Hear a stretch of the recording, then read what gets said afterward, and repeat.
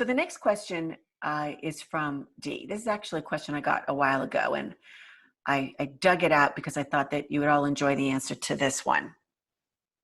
Okay. Hi, Lisa. I took your free webinar called Connect with Your Spirit Guides, and it didn't work for me. Why not? I love this question. It didn't work for her. She went through the free Connecting with Your Spirit Guides webinar that I had, and it didn't work for her. So she was wondering why. So here's the answer to the question. First, I would suggest to anybody who's trying to connect with their spirit guides, whether it's through my free webinar or a course or on your own, and it's not working or doesn't feel like it's working, try again. And when you do, look for the subtle signs and clues that are delivered from your guides. It is so subtle that it is very easy to miss.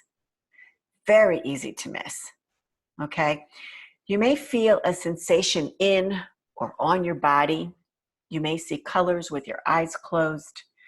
Perhaps you'll just get a feeling rather than a sensation. And the list goes on of what it could be as it's delivered to you. Primarily, it's delivered through your intuitive senses, which very closely mimic those of your 5 physical senses, including the 6th one, which is the inner knowing without empirical evidence. If you're not sure which of your 6 senses are up and operating for you, a great way to learn it very quickly is to discover your intuitive senses, and you can do that in an online experience that I have that you can sign up for, and you can learn that today. It's called Discover Your Intuitive Senses. You can go to my website, trulyliving.net, go under online courses, and you'll see it listed there, called Discover Your Intuitive Senses. If you don't understand your intuitive senses, right, you're going to have more difficulty dealing and working with your spirit guides than if you understand and you're using your intuitive senses already, because there's an intersection where they understand that that's how you are able to receive information with clarity so that you can use it. And you will be able to more easily receive the guidance that is coming your way from your spirit guides too. Spirit guides and intuition are not the same thing. They are different. Okay, but it is, your body is your intuitive instrument, and your spirit guides are aware of that, and they're able to find the ways that you are already receiving guidance, okay, from your intuition, and they tap into that, and they deliver their guidance to you through the same method. There's also lots of other ways that they do it. They could do it through dreaming. They can do it through synchronicity. They can do it through, physically trying to get your attention. You're always seeing dimes. You're always seeing feathers. You're always seeing ladybugs. You're always seeing something. Repetitive numbers. That's a big one for people. So I would say that, right? If it's not working for you, you might be missing the subtle signs and symbols because your own 6 sensibilities are not being used. They're not being exercised, so they're weak. Second, are you open to meeting your spirit guide at this time? Or were you just curious, and hoping to be convinced? It was just really a game. This is why I suggest that you have a question prepared to help with communicating your intention to receive guidance. The guides don't work unless they're asked.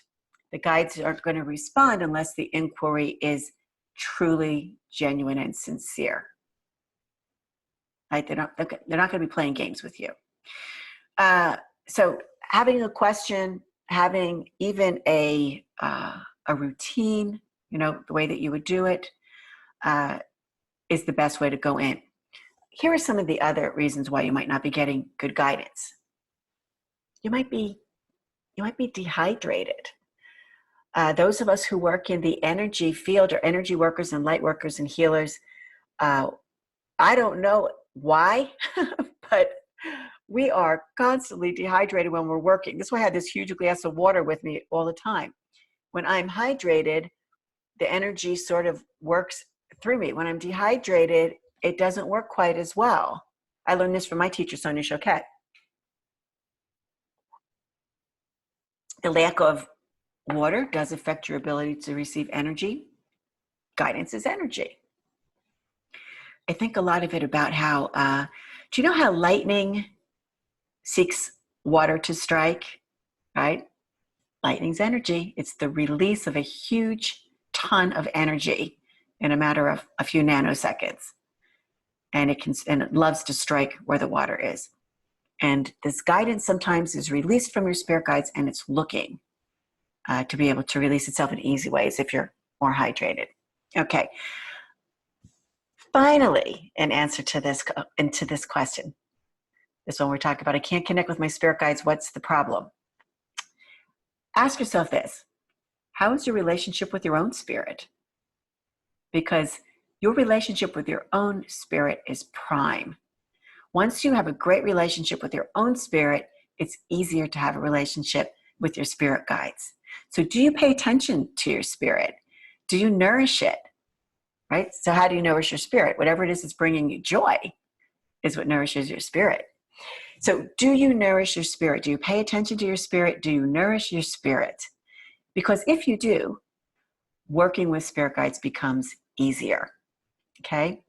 If not, it's very easy to miss the guidance that's being delivered to you, and you may also miss out on the experience of meeting your guide. In my webinar, Connecting with Your Spirit Guide, you actually go through a guided meditation to meet one of your guides. And then you're able to meet the guide and then actually ask the guide questions about your current life, right? So you might not only miss the guidance, you might actually also miss out on meeting the spirit guide as well. So when students say that nothing happened, which is rare, by the way, it's often because they haven't been in touch with their own spirit lately, or maybe they've never been in touch with their own spirit. They can't remember the last time. Maybe they don't even know what I'm talking about, right? So oftentimes that's the very first step. So I would suggest that you nourish your own spirit first, and then try again to connect with your spirit guides, maybe in a week or so, by repeating the guided journey. Or you could simply ask your spirit guides, just simply ask your guides to help you feel their presence. And then when you adjust and you become used to their presence and what it feels like when they're present, then you can begin to have a relationship with them for guidance. Okay, there's more on this topic. This is a big topic, right? So if you are a person who is serious about having great relationships with your spirit guides, you can take my course. I have an online course called Connecting with Your Spirit Guides. You can find it on online courses on my website page, trulyliving.net. And I think it's 5 videos, and it will get you up and rolling. Okay? Okay.